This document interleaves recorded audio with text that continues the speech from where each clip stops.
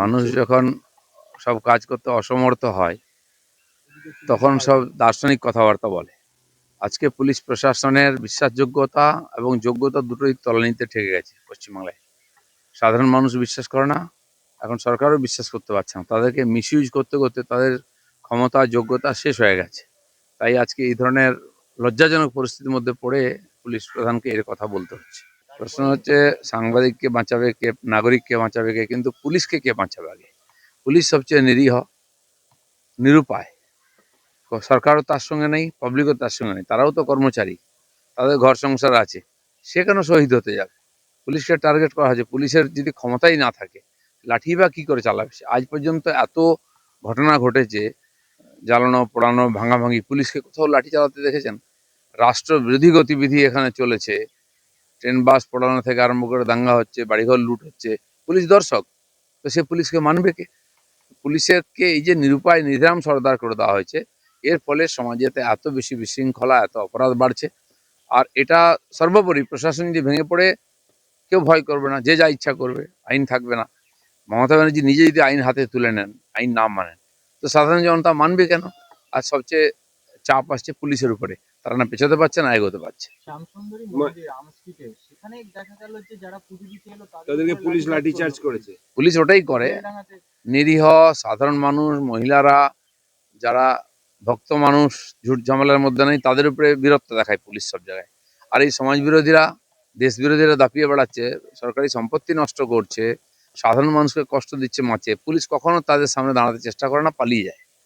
বলছি, মোদি বলছেন যে রাজ্য সরকারকে পাল্টানো দরকার, আবার অভিষেক পাল্টা বলছে বিজেপি পাল্টাবে, তৃণমূল পাল্টাবে না। তৃণমূলকে পাল্টাতে হবে না, সরকার পাল্টাবে। তৃণমূল পাল্টাবে কেন?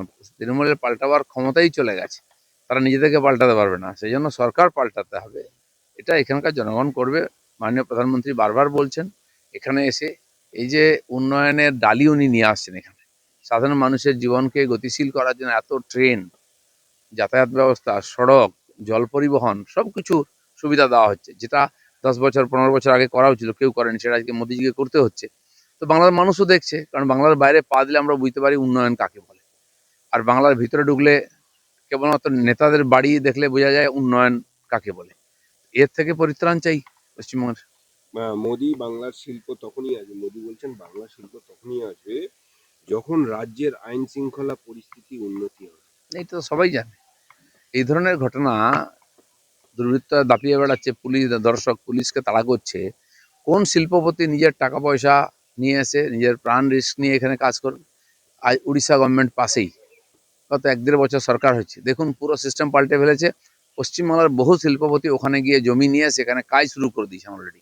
এর মধ্যে কাজ শুরু হয়ে গেছে, 1 বছরের মধ্যে জমি জায়গা দিয়ে আর পাঁচিল দিয়ে কাজ শুরু হয়ে গেছে। অন্যান্য বড় কোম্পানি এখান থেকে গেছে, কটকের কাছে ওরা যেখানে পুরো শিল্প তালুক করেছে, শুরু হয়েছিল আগেই, কিন্তু তার পুরোপুরি রূপ দিয়ে জমি হাতে তুলে দেওয়া হচ্ছে সমস্ত সুবিধা সহ। পরপর দুদিন রাজ্যে প্রধানমন্ত্রী জনসভা করলেন, আইপ্যাক এবং মমতার দুর্নীতি নিয়ে একটি শব্দও ব্যয় করলেন না তিনি। সিবিআই যেখানে তদন্ত হচ্ছে, ফাইল নিয়ে দৌড়াদৌড়ি করছেন মমতা ব্যানার্জি, সেখানে প্রাইম মিনিস্টারকে বলতে হবে? মানুষ কি অন্ধ হয়ে গেছে বাংলার নাকি?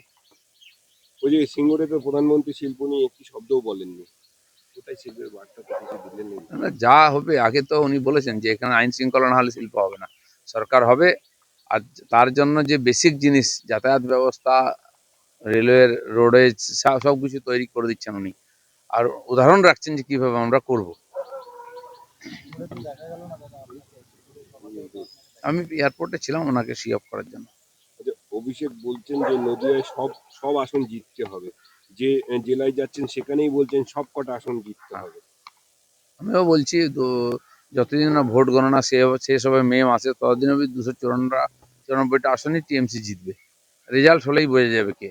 সব জায়গায় কি বলছেন সব আসন জিততে হবে, আপনারা প্রত্যেকবার বলেন। মমতা ব্যানার্জি বলেছেন 294টা তো আমিই ক্যান্ডিডেট। তো দেখা যাক এবারের নির্বাচনটা কে খেলা খেলবে।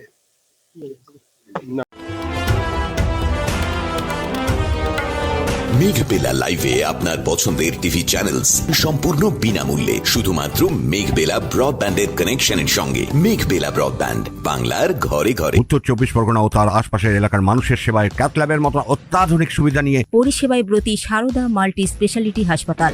একই ছাদের তলায় মানুষ সাধারণ চিকিৎসা থেকে শুরু করে 24 ঘন্টা ক্যাথল্যাব, এমআরআই, সিটি স্ক্যান, এনআইসিইউর মতো সুবিধা। এবার থেকে পেয়ে যাবেন সারদা মাল্টি স্পেশালিটি হাসপাতালে। প্রয়োজনে যোগাযোগ করুন 033-2592-0730, 2593-0730, 2593-3562 ও 9331275635 নম্বরে। আমাদের ঠিকানা Royal Park, Kalyani expressway, Barrackpore, Kolkata ৭,১২১।